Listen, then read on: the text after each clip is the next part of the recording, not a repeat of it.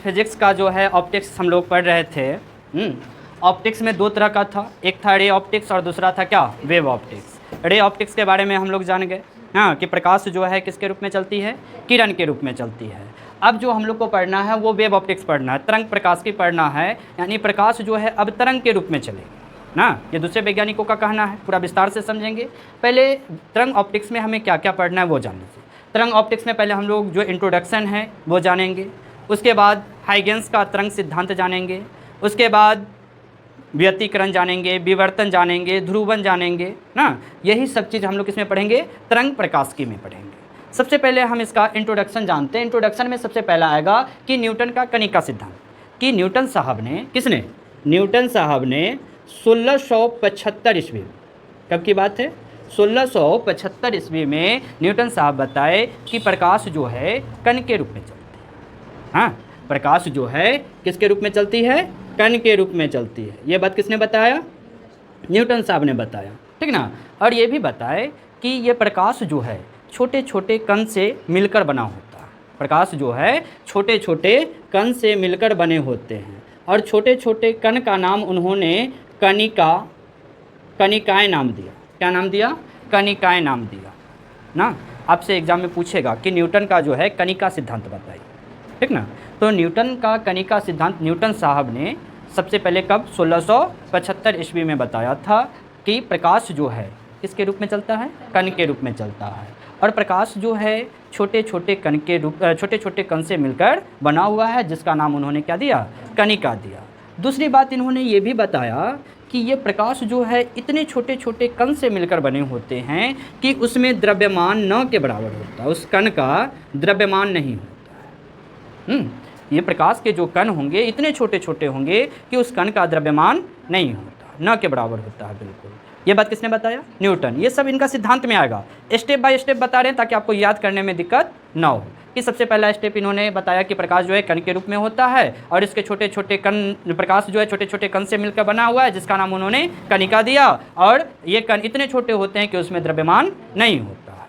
उसके बाद न्यूटन साहब ने क्या बताया कि ये प्रकाश के जो कण हैं, समझे, ये प्रकाश के जो कण हैं ये प्रकाश के वेग से ही चलते हैं, प्रकाश के वेग से ही चलते हैं। इसका मतलब समझिए कि जितनी स्पीड से प्रकाश चलती है उतना ही स्पीड से उसका कण भी चलता है। तो प्रकाश का चाल क्या है, 3 लाख किलोमीटर पर सेकेंड ना, उतना ही स्पीड से ये कण भी चलेगा। किसने बताया, न्यूटन साहब ने। ठीक, 3 बातें हो गई। उसके बाद उन्होंने बताया कि प्रकाश जो कण के रूप में चलती है वो एकदम सरल रेखा में चलती है, सीधी सरल रेखा में चलती है, बिल्कुल सीधी होती है, ठीक ना। उसके बाद न्यूटन साहब का शुरू में मानना था कि प्रकाश का जो वेग है ना वो सघन माध्यम में ज़्यादा होता है और विरल माध्यम में कम होता है। ये बात न्यूटन साहब का कहना था। भाई न्यूटन साहब जब कणिका सिद्धांत दिए, ये तो छोटे मोटे आदमी थे नहीं, इतनी बड़ी हस्ती थी फिजिक्स में, ये नींव डाले हुए हैं, तो लोग इसके बातों को कैसे गलत समझता ना। इसलिए इनके बातों को, जो इन्होंने सिद्धांत दिया, लोगों को थोड़ी देर के लिए सोचने पर उन्होंने मजबूर कर दिया। उन्होंने शुरू में बताया कि प्रकाश का जो वेग है वो सघन माध्यम में क्या होता है, ज़्यादा होता है, और विरल माध्यम में कम होता है। ठीक, लेकिन ये बात बिल्कुल विपरीत निकली, गलत निकला। हम आपको पढ़ाए भी होंगे कि प्रकाश का वेग विरल माध्यम में अधिक होता है और सघन माध्यम में कम होता है। कोई दिक्कत नहीं ना। उसके बाद न्यूटन साहब ने बताया कि सभी कण का जो आकार होता है वो अलग अलग होता है। सभी कण का आकार जो होते हैं वो क्या होते हैं, अलग अलग होते हैं। उसके बाद प्रकाश के ये कणिका सिद्धांत के द्वारा प्रकाश का परावर्तन का व्याख्या कर सकते हैं, प्रकाश का अपवर्तन का व्याख्या कर सकते हैं, प्रकाश का प्रकीर्णन के बारे में हम लोग बता सकते हैं। इसके बारे में, प्रकीर्णन के बारे में बता सकते हैं, पढ़े हैं ना अभी हम लोग, रे ऑप्टिक्स में पढ़े होंगे, प्रकाश का परावर्तन, प्रकाश का अपवर्तन और प्रकाश का प्रकीर्णन, ठीक ना। तो न्यूटन साहब का जो कणिका सिद्धांत था उससे हम लोग परावर्तन का एक्सप्लेनेशन अच्छे से हो रहा था, अपवर्तन का एक्सप्लेनेशन अच्छे से हो रहा था, प्रकीर्णन का एक्सप्लेनेशन अच्छे से हो रहा था। लेकिन जब बात आई विवर्तन का, जब बात आई व्यतिकरण का, जब बात आई ध्रुवन का ना, तो वहाँ पे इनका सिद्धांत काम नहीं किया, समझे।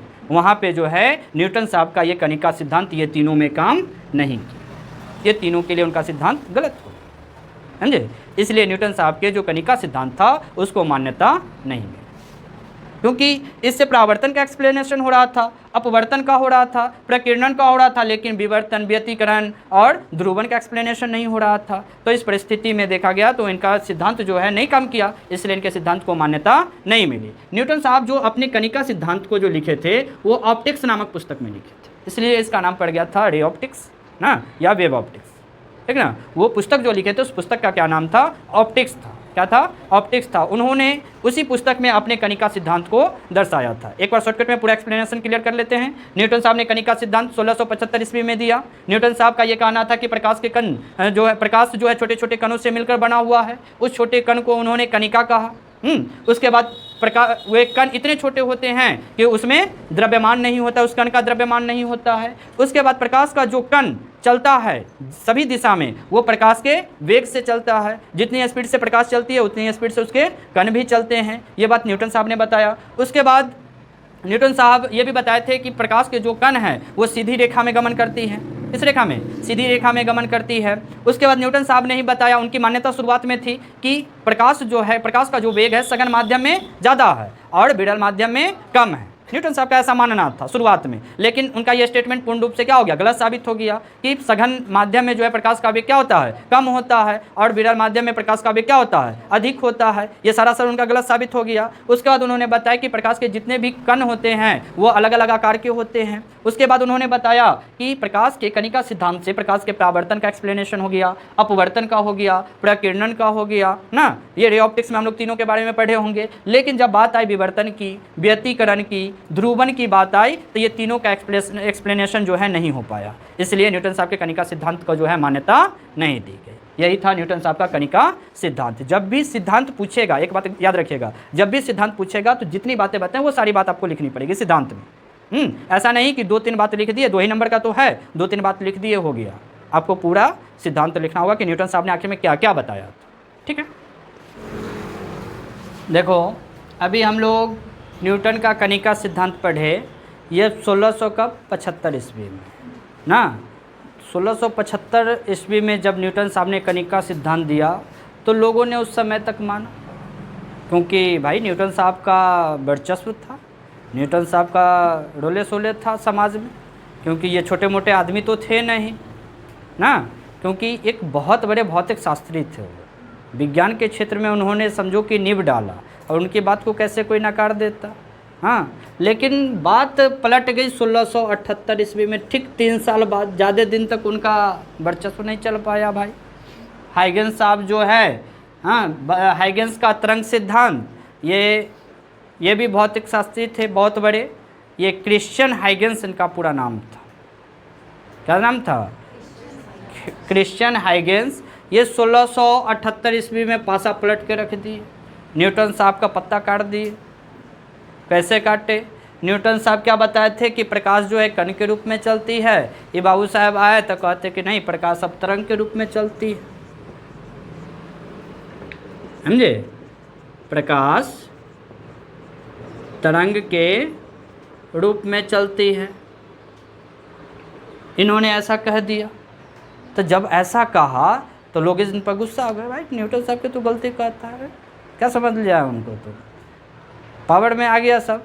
कि अच्छा एक बात बताओ, हम तुम्हारी बात थोड़ी देर के लिए मान भी ले कि प्रकाश जो है तरंग के रूप में चलती है, लेकिन एक बात बताओ कि तरंग को चलने के लिए तो माध्यम की आवश्यकता होती है। सिंपल सा लॉजिक है ना, हम लोग भी पढ़े हैं कि तरंग को चलने के लिए किसकी आवश्यकता है? माध्यम की आवश्यकता पड़ती है। लेकिन जब सूर्य का प्रकाश, मान के चलो ये सूर्य है और ये पृथ्वी है, अगर यहाँ तक पड़ेगा तो सूर्य से पृथ्वी तक आने में प्रकाश को तो निर्वात से होकर गुजरना पड़ता है, वैक्यूम से होकर गुजरना पड़ता है ना। तब आप भाई इसके बीच में तो कोई माध्यम है ही नहीं, तो आप कैसे कह दिए कि प्रकाश तरंग के रूप में चलती है? इन पर बहुत सारा प्रश्न उठने लगा। भाई किसी भी बड़े आदमी का आके विपक्ष में आइएगा, ऐसा थोड़ी है कि जब तक आप सही चीज़ नहीं बताइएगा तब तक तो आप सही नहीं होइएगा। हाँ, इन पर बहुत सारा दबाव बन गया। इन्होंने कहा कि 1 मिनट शांत रहिए, हम बताते हैं। हाँ, अलबलाइए नहीं जाते। ये कहे कि प्रकाश तरंग के रूप में चलती है, ये बात सही है, और आप कह रहे हैं कि इसको माध्यम की आवश्यकता है, ये भी बात सही है। हम बताते हैं कि माध्यम क्या है। इन्होंने बताया कि हमारे पूरे ब्रह्मांड के चारों ओर एक माध्यम, एक काल्पनिक माध्यम होता है, जिसका नाम उन्होंने ईथर दिया। ना, उस काल्पनिक माध्यम का नाम उन्होंने क्या दिया? ईथर दिया ना। ईथर भारहीन होता है, इसमें भार नहीं होता है, इसीलिए जो है निर्वात में भी उपस्थित होता है। इसलिए कहाँ उपस्थित होता है? निर्वात में भी उपस्थित होता है। तो हाइगेंस साहब ने कहा कि माध्यम है, लेकिन वहाँ पे काल्पनिक माध्यम की चर्चा की है कि काल्पनिक माध्यम क्या है? ईथर है। ये ईथर के माध्यम से हमारी पृथ्वी तक क्या होती है? प्रकाश पहुँचती है। तो सब बात का कि हाँ ये तो बात हो सकता है, क्योंकि तरंग को चलने के लिए किसकी आवश्यकता होती है? माध्यम की आवश्यकता होती है। माध्यम तो यहाँ ईथर है ही, इसका कोई भार भी नहीं है, ये कहीं भी उपस्थित हो सकता है, निर्वात में भी, वायु में भी, कहीं भी, पूरे ब्रह्मांड में चारों तरफ कहीं भी हो सकता है ईथर।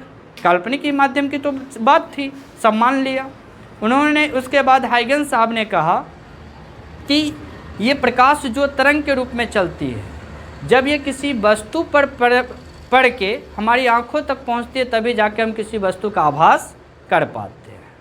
ये बात किसने बताया? हाइगेंस ने बताया। उन्होंने फिर कहा कि प्रकाश जो है, हाँ, अत्यधिक तरंग यानी प्रकाश जो है अत्यधिक वेग से गति करती है। अत्यधिक वेग से क्या करती है? उन्होंने स्पीड उतना बताया नहीं कंफर्म, लेकिन उन्होंने बताया कि प्रकाश की जो तरंग है वो अत्यधिक वेग से क्या करती है? गति करती है। उसके बाद उन्होंने बताया हाइगेंस साहब ने कि प्रकाश का जो हम लोग विभिन्न तरह के प्रकाश देख पा रहे हैं, विभिन्न तरह के रंग देख पा रहे हैं, उसके तरंग दैर्घ्य पर निर्भर करता है। बिल्कुल सही बात उन्होंने बताया कि हम लोग विभिन्न रंग को जो देख पा रहे हैं, ये किस पर डिपेंड कर रहा है? तरंग दैर्घ्य पर डिपेंड कर रहा है। आप लोग को पढ़ाए होंगे कि सबसे ज़्यादा तरंग दैर्घ्य लाल का होता है, जो हमें कितना भी दूर से एकदम साफ साफ दिखाई देता है, और बैगनी का तरंग दैर्घ्य बहुत ही क्या होता है? कम होता है, जो हमें काफ़ी दूर से दिखाई नहीं देख सकती है। ये बात इन्होंने भी बताया। उसके बाद हाइगेंस साहब एक बात बताए कि प्रकाश जो है अनुदैर्घ्य तरंग, तरंग दो तरह की होती है, अनुदैर्घ्य तरंग और अनुप्रस्थ तरंग। तो हाइगेंस साहब जो पढ़ाए, कहे कि प्रकाश जो है अनुदैर्घ्य तरंग है। क्या है? अनुदैर्घ्य तरंग। ये बात किसने बताया? हाइगेंस साहब ने बताया कि प्रकाश जो है अनुदैर्घ्य तरंग है। लेकिन इनकी बात को भी गलत साबित करने वाला शेर है तो साबा शेर को यह करेगा। हाँ, वो दो वैज्ञानिक थे, फ्रेनल और यंग, ये दोनों मिलके जो है इनको गलत साबित कर दिए। कहे कि नहीं, प्रकाश जो है अनुदैर्घ्य तरंग नहीं है, अनुप्रस्थ तरंग। उनको गलत साबित कर दिए। तो इनकी सिद्धांत जो थी बहुत ही छोटी थी। क्या था? पहला में क्या बताए कि प्रकाश जो है क्या है? एक तरंग है, प्रकाश तरंग के रूप में चलती है। उसके बाद इसको चलने के लिए एक काल्पनिक माध्यम की आवश्यकता होती है, उस माध्यम का नाम क्या बताए? ईथर बताए। उसके बाद ये ईथर जो होता है, ये माध्यम होता है, ये भारहीन होता है। हाँ, उसके बाद उन्होंने कहा है कि तरंग, अगर किसी भी वस्तु पर तरंग पड़ती है, प्रकाश पड़ती है, तभी जाकर के हमें किसी वस्तु का आभास हो पाता है। उसके बाद उन्होंने बताया कि प्रकाश का जो विभिन्न रंग देखने को मिलता है वो उसके तरंग दैर्घ्य पर निर्भर करता है। ठीक। उसके बाद उन्होंने बताया कि प्रकाश जो है अनुदैर्घ्य तरंग है ना, लेकिन इस चीज़ को गलत कर दिया फ्रेनल और यंग ने। कहा कि प्रकाश जो है अनुदैर्घ्य तरंग नहीं है, कौन सा तरंग है? अनुप्रस्थ तरंग है। ठीक है। तो इनकी कुछ सफलताएं थी तो कुछ असफलताएं भी थी। हाइगेंस का सफलता क्या क्या हुआ कि हाइगेंस जो थे वो परावर्तन को एक्सप्लेन कर पा रहे थे, अपवर्तन को एक्सप्लेन कर रहे थे, विवर्तन को एक्सप्लेन कर दिए, व्यतिकरण को एक्सप्लेन कर दिए, सिर्फ ये ध्रुवन को एक्सप्लेन नहीं कर पाए, क्योंकि उन्होंने बताया था क्या? अनुदैर्घ्य तरंग है। प्रकाश जो है कौन सा तरंग है? अनुदैर्घ्य तरंग है। तो इनकी सफलता ये थी। असफलता क्या हो गया कि इन्होंने बताया कि अनुदैर्घ्य तरंग है, लेकिन प्रकाश जो है अनुप्रस्थ तरंग होता है। ठीक, जिसके कारण हम ध्रुवन का व्याख्या नहीं कर पाए। इसका व्याख्या, ध्रुवन का व्याख्या नहीं कर पाए। जब प्रकाश को, जब ध्रुवन का व्याख्या करना होगा तो प्रकाश अनुप्रस्थ तरंग होगी तभी एक्सप्लेन हो पाएगा ना। अनुप्रस्थ तरंग था तो ध्रुवन का एक्सप्लेनेशन हो गया। फिर उन्होंने बताया कि विद्युत प्रभाव का भी, लाइट इफेक्ट का भी एक्सप्लेनेशन हाइगेंस का तरंग सिद्धांत नहीं कर पाया। ये दो असफलता उनके पास थी। ठीक है, यही था हाइगेंस का तरंग सिद्धांत था, फिर सफलता थी, फिर क्या था, असफलता थी। उन्होंने सफलता भी हुआ लेकिन साथ साथ कुछ असफलता भी, इनमें भी खामियां रह गए ना, क्योंकि ये ध्रुवन को एक्सप्लेन नहीं कर पाए, नहीं कर पाए। उसके बाद विद्युत प्रभाव, प्रकाश विद्युत प्रभाव, लाइट इफेक्ट को भी ये एक्सप्लेन नहीं कर पाए। ठीक ना, तो बहुत सारी खामियां भी इनके अंदर रह गई और सफलता तो बहुत सारा भी मिला। इसीलिए अब दो तरह का सिद्धांत आ गया ना, एक आ गया प्रकाश का कणिका सिद्धांत और दूसरा आ गया क्या, प्रकाश का तरंग, हाइगेंस का जो है तरंग सिद्धांत। इससे पहले था न्यूटन का कणिका सिद्धांत ना। इसलिए इसमें एक टॉपिक आएगा अगले चैप्टर में हम लोग पढ़ेंगे, प्रकाश की द्वैत प्रकृति। प्रकाश की क्या, द्वैत प्रकृति, कि प्रकाश कण भी और तरंग भी। आगे चल के और जो है समस्या आ जाएगी, और समस्या आ जाएगी, क्योंकि एक आदमी कह रहे हैं प्रकाश कण है, एक आदमी कह रहे हैं प्रकाश क्या है, तरंग है। आगे चल के देखिएगा, हम अगले चैप्टर में पढ़ाएंगे तो और लोग कुछ और भी कहेंगे, मैक्सवेल कुछ और कहेंगे, ठीक ना, रॉबर्ट हुक कुछ और कहेंगे, है कि नहीं।